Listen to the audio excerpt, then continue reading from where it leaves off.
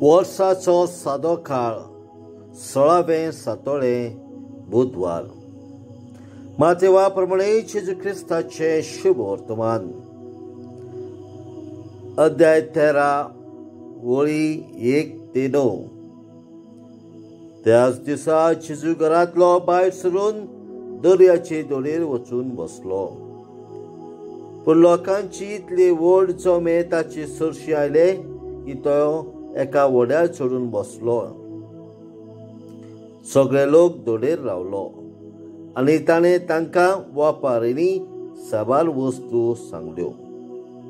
ताणें म्हटलें, पळयात, कोण एकलो वोपी वोपूंक गेल्लो. वोपतना थोडें बी वाटेर पडलें आनी सुकणीं आयली आनी ताणें तें केलें. आनी दुसरें कडपी जमनीर पडलें. थंय चडशी माती नासली आनी मातयेची खोलाय नासली देखून ते रोखडेच किरलोले, पूण वोत येतच करपले आनी पाळनात म्हणटच सुकले.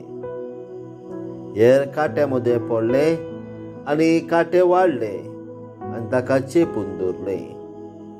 हेर बरे जमनीर पडले आनी पीक जालें. एकाक 100, दुसऱ्याक 60 आनी तिसऱ्याक 30. कान आसलोल्यान आयकुचें. जेजू क्रिस्ताचे शुभ वर्तमान. वाखांडी तुका क्रिस्ता.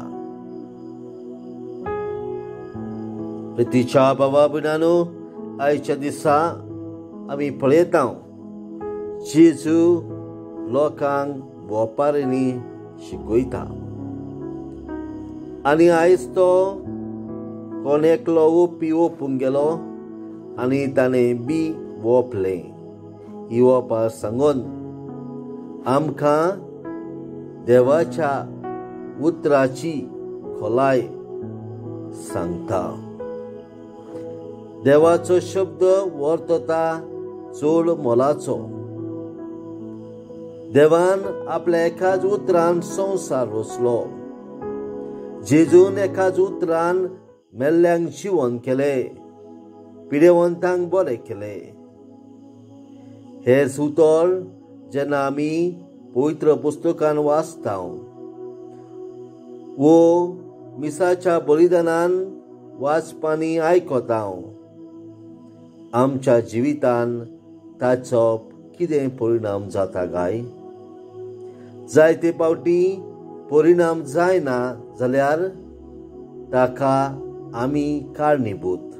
कित्याक आमी फावो ते परी ह्या पवित्र पुस्तकांतलीं उतरां मनान रिगून घेवंक तयारी करिना.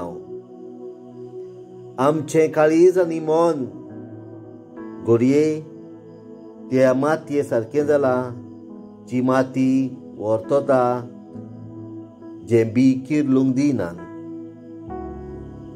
जर आमचें काळीज आनी मन बरें जमनी सारकें जाल्लें जाल्यार आमच्या जिवितान देवाच्या उतराक फायदो जावन देवाच्या उतराचो फायदो आमच्या जिवितान जातलो आसलो.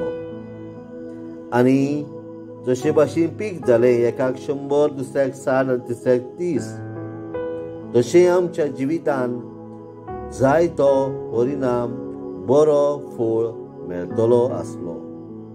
मागुया देवा लागीं, देवाच्या उतराक आमी फावो ती तयारी करून आमच्या जिवितान ताचो फळ काडून घेवंक देवाची कृपा. आमेन.